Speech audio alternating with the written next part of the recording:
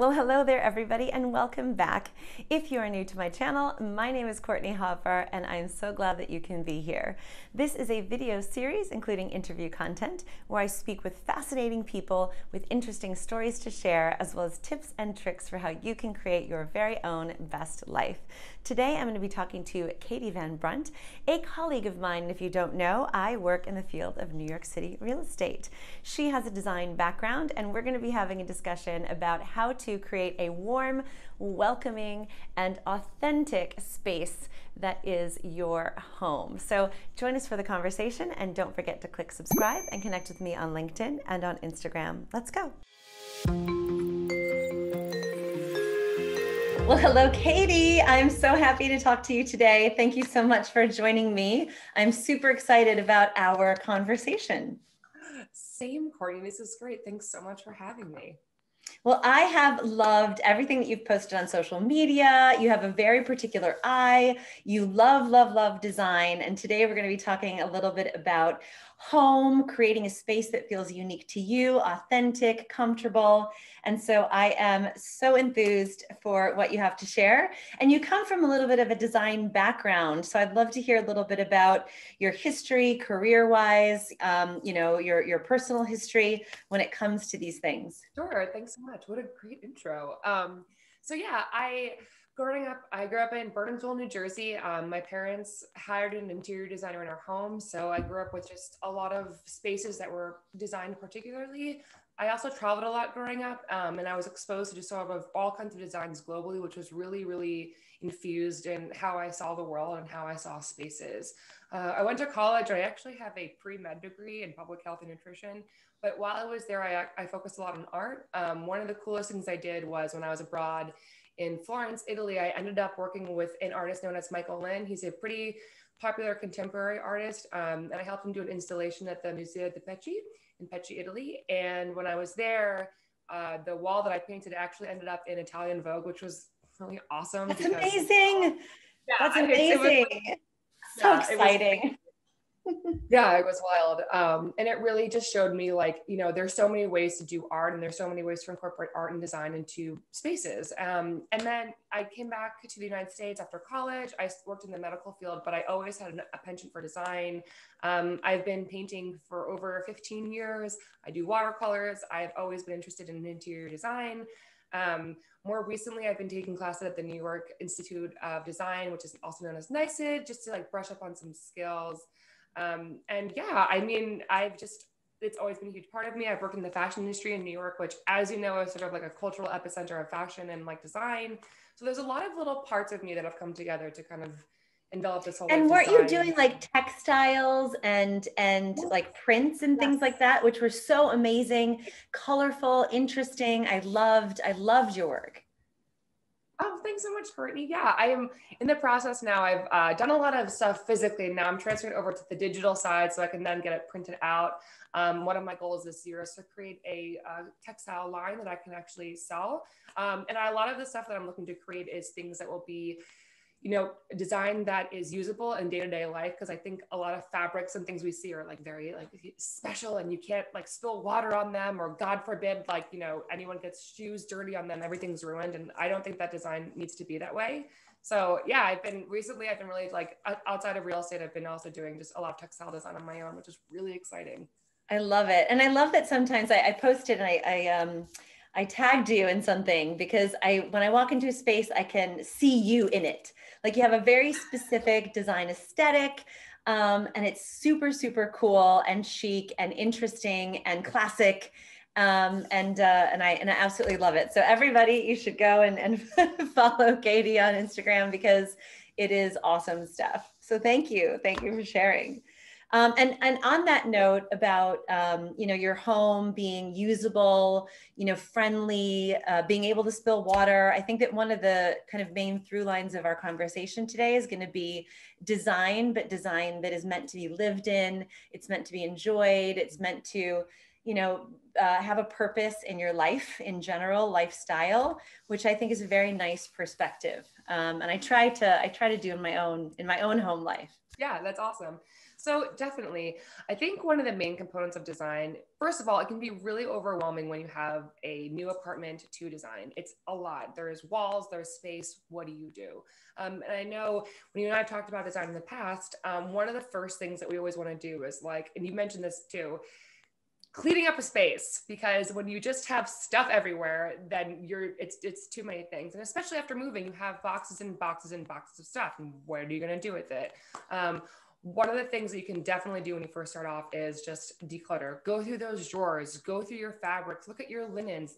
Do you want to sleep in those bed sheets? Do you want to have these pictures that you've had framed maybe for 10 years still? Do you need all those pieces of scrap paper that you have? Like, what is it that's just keeping, what is the space around you? I know that you've said that Marie Kondo has been a huge influence on you, and you've like used a lot of her methods. And, Yes. yeah. And for you, like, you've just been able to just declutter, deorganize, and feel like more of a freer space, right? When you've done that? Yeah, I personally find that when there is clutter, when there's piles, when there's a corner that hasn't been addressed, I feel like the space is not like free, easy, clean, clear. It doesn't, it feels like stressful to me to have a space where there's, you know, just stuff kind of shoved somewhere that you don't care about, that you don't do anything with. And so for me, whenever I'm looking at design or giving my home a refresh, the first step is usually to take a look at everything and to make piles of things that I need to find a place for, things that, you know, I love, but they don't really serve me anymore and they need to be donated, things that need to be thrown away. And yes, that's the, I guess, the Marie Kondo method, the art of tidying up, is to go through everything, pull out everything in your closet, touch each piece individually, decide, you know, what should be the outcome of this item, and then deal with it accordingly. And I think that from there, once you have everything cleaned up, donated, thrown away, refreshed, you can actually start to then bring in, I think, some of the elements that you're going to be talking about today.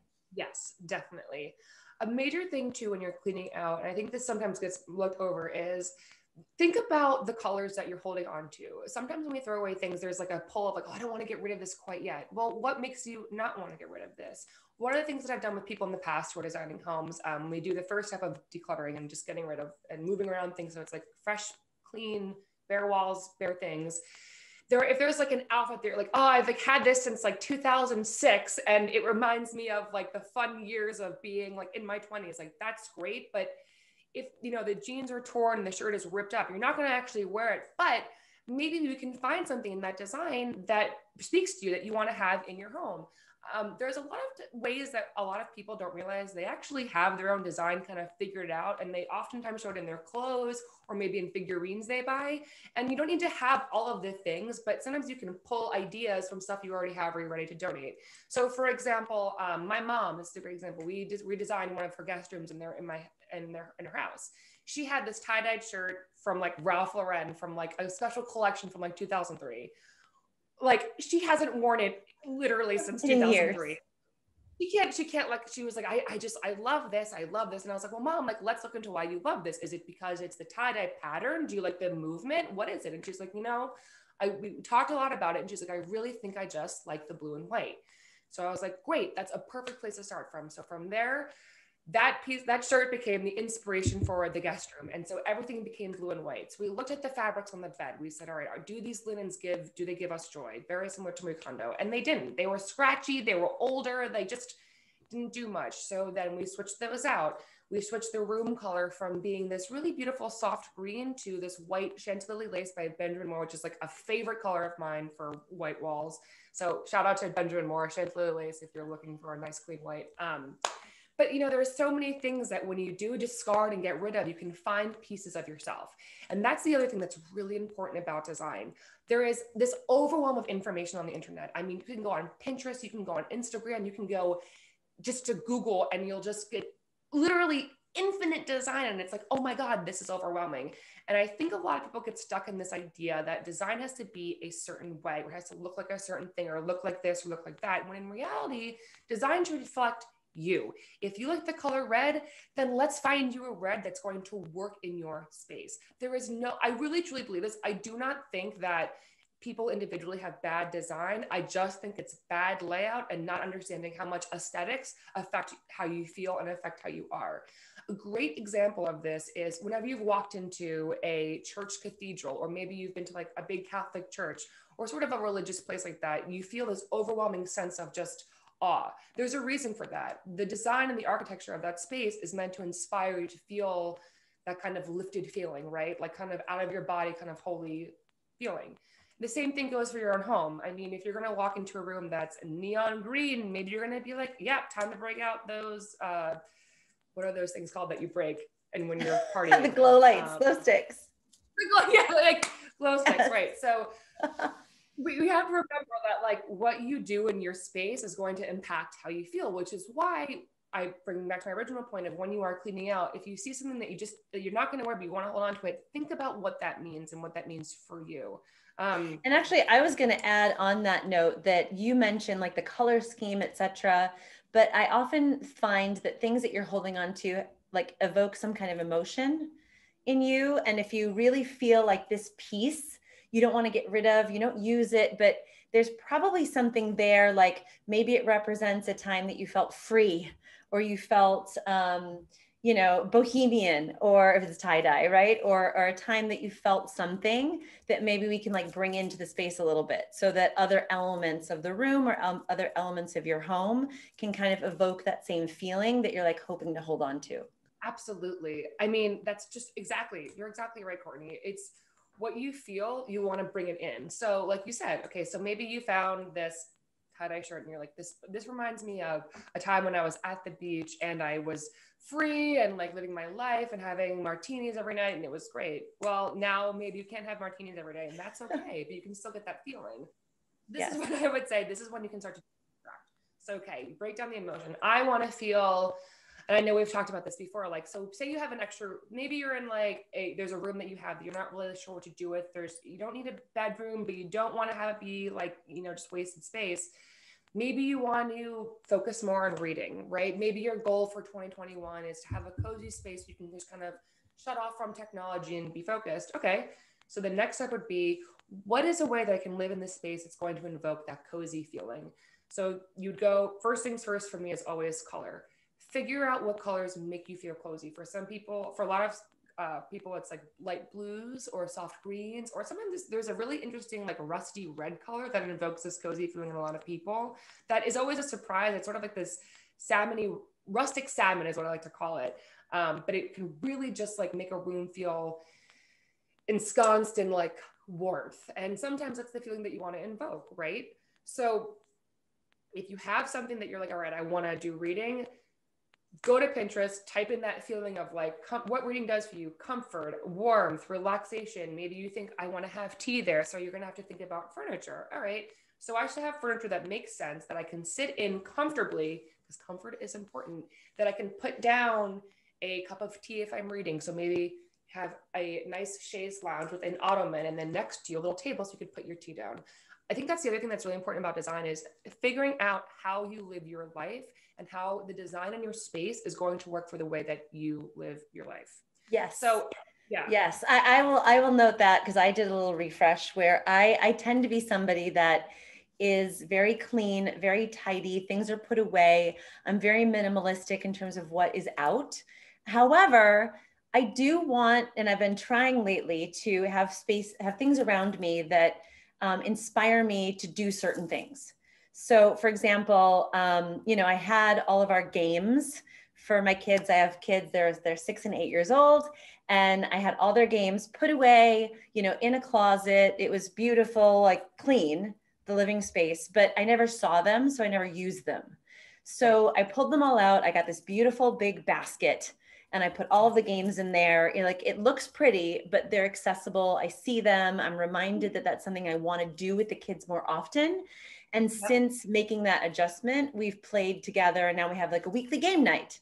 Whereas before they just kind of like lived, you know, in a closet somewhere. So I definitely think that looking at what you want to be doing in your home, what you want your routine, your lifestyle to look like, and then kind of organizing your space so that those elements are accessible, inspirational, etc., is really important.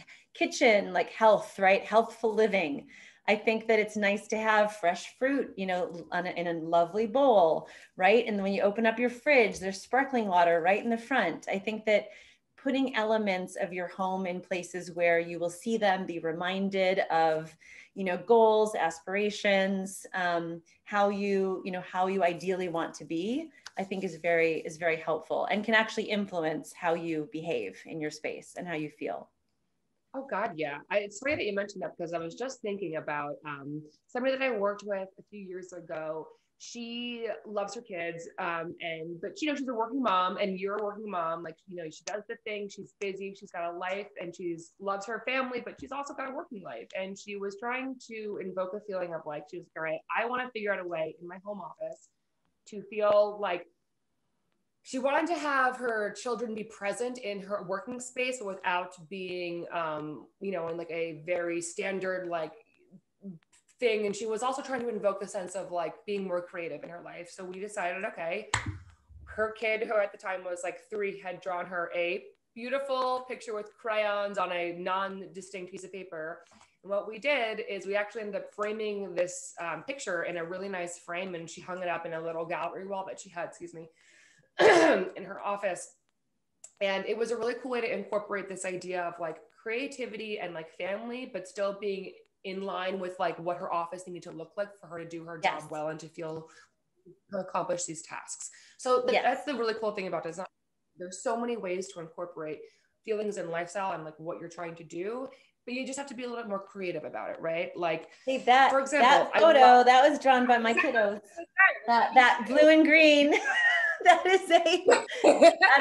is a 6-year-old painting right there.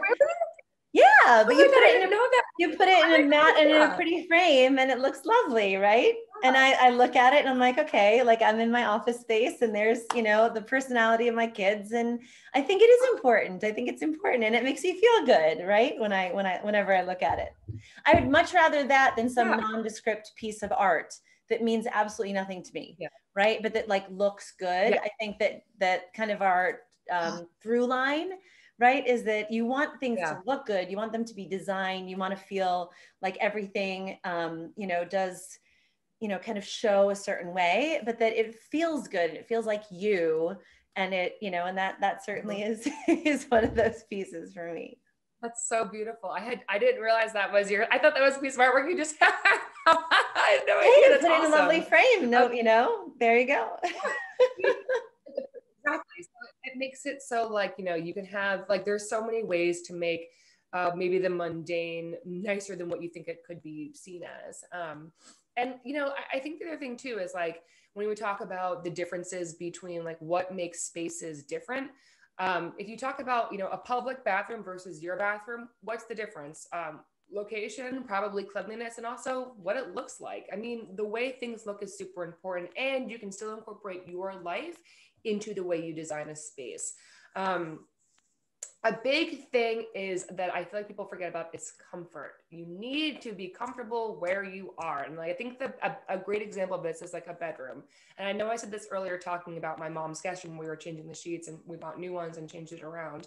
I think people we get accustomed to what we've had, right? Like, it's like, oh, well, like, it's fine. It's fine. But when you're in bed, like, do you feel comfortable? If you are somebody that likes to sit on your bed and like read sometimes, which some people do, is it comfortable? Do your sheets feel good against your skin? Is the material good for you? If it's not, that's okay. You have options.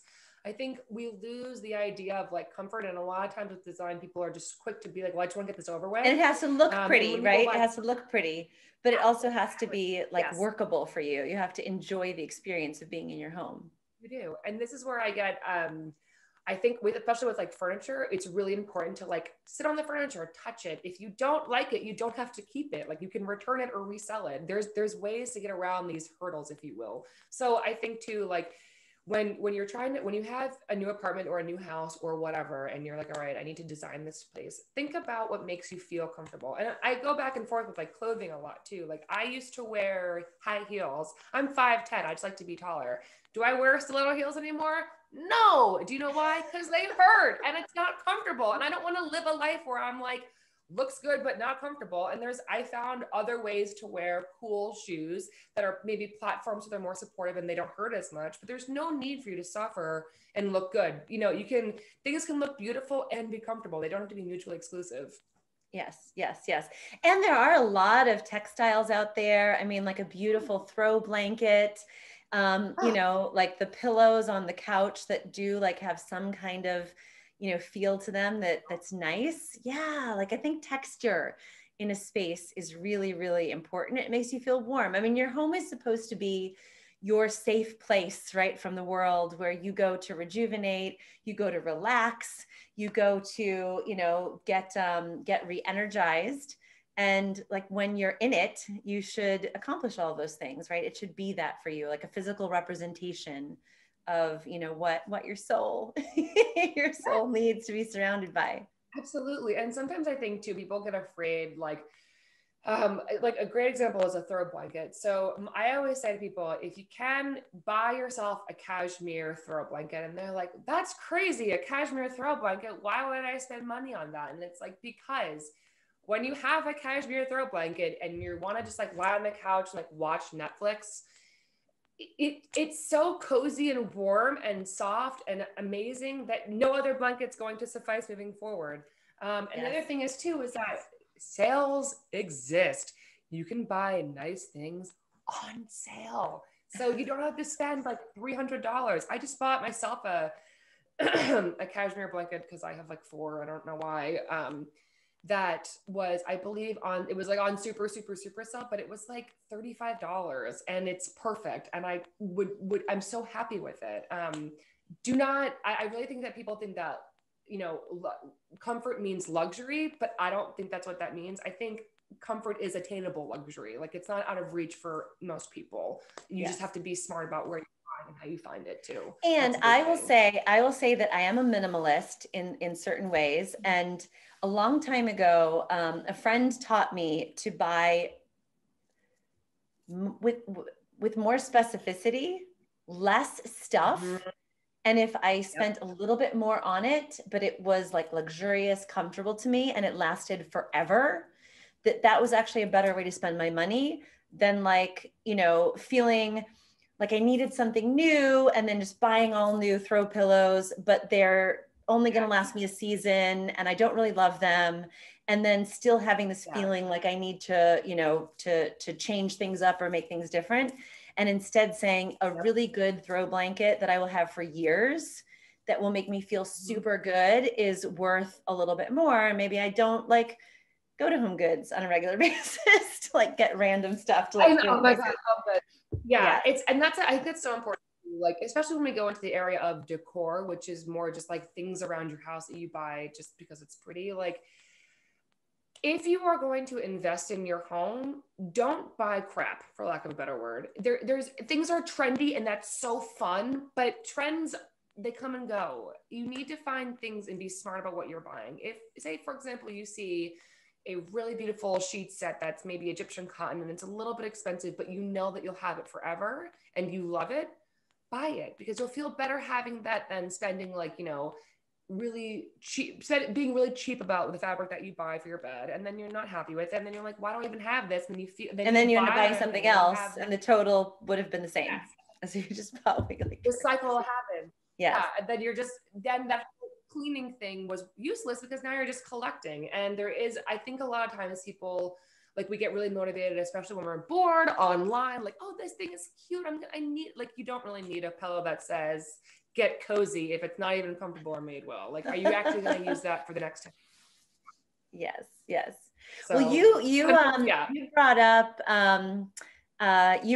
the design aesthetic of like 3x3 design of 3. I have not heard of this before, and I think that that after you kind of cleanse everything and after you decide like what feels most comfortable to you, and you have like how you want to feel in your space and how you're going to use it, I think that was a really nice element of maybe lifting things up a little bit kind of in a designy way. So I'd love for you to share sort of what that means, because I had never heard of that before. Sure. So the 3x3 rule is a standard design rule, and essentially it means our eyes like odd numbers. We like things that look like triangles or that are odd numbers. A great example is Courtney, behind your head, you've got the picture and then the two flowers, which frames you into this beautiful triangle and this decadent red color. I love it. But the 3x3 rule just essentially states that we like things in threes, fives, or sevens. When you are starting to design a space, it's really important to think about scale and how you can use these odd numbers to make the space aesthetically pleasing.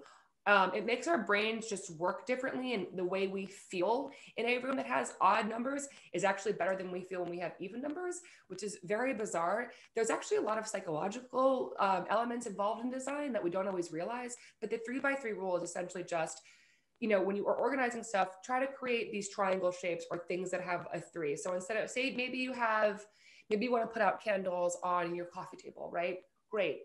Don't put out two, don't put out six, try putting out three and see how much better it looks. And try putting them in like a little triangle versus just three across. We see right, like little groupings, right? Little groupings of three. Yeah. Yes. Or another example too is like, say you want to use, maybe you're like in a room and you're like, you know what? There are three different patterns I want to use. Great, do three patterns, but make sure that when you're doing them, it's going to be one small, one medium, and one large, that your eye is not like, why are there three patterns that are all the same size? Or why are there three patterns that are just like these crazy elements? Like, it makes you feel nuts. So it's a really good manner to use to just think, okay, odd number equals good design. And that's a great way to start. For example, if you're going to have like, you know, maybe you have a TV on your wall. Instead of just having like a TV stand beneath it, maybe you put a TV stand and then a chair, which then we have, that's an element of three, right? That's a triangle that we can see instead of just having the TV and the table. Or if we have the TV and the table, you put like a nice elongated vase for plants, or like a little like indoor tree you can have. Do you understand what I'm saying? Like, yes. okay. Sometimes I get carried away with three, so like, let me know if this makes sense. Like, but yeah, I walked into a room, let me count all the threes. That's your first, your color, right? What color, and how does that make you feel? And then kind of how are things arranged so that your eye feels good, is drawn to certain elements, etc. I thought that the examples online when you shared this with me were awesome. If you just even Google like threes, there's a whole bunch of images of all of these different groupings, and it was really helpful to see. Oh yeah, and you start to realize, like, even with like when you hang portraits or even in architecture, like you'll start to notice. And when you go to like different spaces, I mean, with in general, you'll start to notice like, oh wow, like these odd things actually make me feel good. It's really a cool little trick. And there's a lot, like you said, if you Google, there's a lot of great ways to visualize it so you can actually understand and like see it spot on. And I think that the last thing that I wanted to kind of touch on, which you did earlier, but I think it's important to come back to, is this element of like design being yours. Because one of the things that I love, I mean, we're in real estate, right? So we see homes all the time. I'm constantly like on Pinterest and on Instagram looking at everybody's images of these beautiful spaces. And there's certainly like this Pinterest worthy look that a lot of people like. But what I love more than anything is to walk into a space that does feel so unique and like someone's personality is all over the place. And that's not always like the clean white, you know, clean countertop kind of thing. I really like walking into someone's home and feeling warm and cozy and like their personality is reflected and that it feels authentic to them, which is one of the things I love about what you do and what your style is and what you post and your textiles. Like it's so clearly your, like what you love. And I think it's amazing. So anything to share on that, like bringing your personality into your space so that it feels like it's uniquely yours? Yeah. So it goes back to just don't let anybody tell you what you don't like. You know what you don't like and you know what you do like. If you have a figurine of, oh, I don't know, one of the seven dwarves that makes you happy, great. Use that as your advantage and then get some cool prints of like the seven dwarves that you can hang nicely on your wall, or do something that's artsy and fun that makes the space luxurious and designed well. I think there's this idea that like, there's a lot of stores that really focus on this minimalist look, which is beautiful and I love it too. But your home is where you live. You sleep there, you eat there, you have conversations there, you talk to your mom there, you have a dog there, you have a cat, like you live there. It's your lived experience. It should reflect you. You don't want to walk into your home and be like, oh, I'm in West Elm. Like West Elm is a great store. You can buy wonderful things from there, but you don't live in West Elm if you live at your home. So like, you know, maybe like for you, a great example to use you again, and you have that perfect picture behind you, which is something that one of your kids drew for you. I mean, talk about making it your own space. My God, that's like your own offspring in your design. That's incredible. Like that's so unique to you, and nobody else would have it because nobody else has your kid, because that's your kid. Like there's so many aspects to design that I think people get confused and they think that it has to look this way, it has to look that way, but it doesn't. If you like, you know, barn doors, have a barn door. If the trend forecaster says, well, you know, millennial pink is out, but you like millennial pink, have millennial pink. There is no wrong way for you to do you, because at the end of the day, like you are right the way you are, and like you should incorporate that into the way you're living. Yes. For example, like if I really like big flowers, I'm gonna have big flowers as wallpaper. Or for a perfect example, I have a wallpapered room in my apartment that is all flamingos, and it's wild and it's bold and it's vibrant, but it makes me so happy. But Courtney, I don't think that you would have a wall of flamingos. You know what? Okay. When I go into your apartment and I see those flamingos, it makes me super happy. And I'm like, this is awesome. Would I have this in my home? Probably not, because it's not my thing. But I love it, and it makes you like it's yeah. Like I think it's awesome to be specific. And I think that there's also a way to create design, like with these rules, like having threes, groupings, etc., certain colors. I think that there's a way to make anything that you like look good. Right? Totally. Like you can't just put random stuff all over the place and it's cluttered everywhere and there's a whole bunch of colors and there's way too much stuff on every shelf. But I think that if you have something that you like, that you enjoy, that feels like you, then there's a way to create that in a design, you know, a designed way. Yeah. I'm not saying that right. But there's a way to do it that does look good, but it's still you. Oh, absolutely. And I think one of the first lessons I got out of this in my lifetime was when I was a kid. My mom really likes boho contemporary. She likes traditional style, but she likes boho stuff more. And I felt when we were getting our house growing up was designed first. The interior design was really pushing this traditional look. My mom was like, I like the traditional look, but I also like beach housey stuff. I like this boho vibe. Like, can you incorporate rattan? And she held her ground, and the interior designer had to work a little harder, but she was able to incorporate like these really beautiful walls with sconces that also had like these nice light wood chairs. And then we had some rattan in the house that reminds my mom of like the beach. And like, my point of saying this is that there is no one way. There is so many ways to incorporate you into designs that you like. And that's awesome. Well, I really appreciate you sharing. I totally agree with you, and everybody should follow you. So what is your handle on IG? What was that? Oh, it's at Decor Story, and maybe we'll have a little like bubble or something. Yeah, so you'll have a little link below, and share your contact info so that everyone can look at your awesome prints and taste and design aesthetic. And thank you for chatting. And we will definitely have to do it again because you are awesome, and I really appreciate you being here. So thank you. Thanks so much, Courtney. You're awesome too. It's like, what is the phrase we bring into our life, what we put out, and your energy is just so great. And I'm so grateful that I know you. This is thank you so much. Thank you. Thank you. Well, thank you for joining us, everybody, and we will see you next time.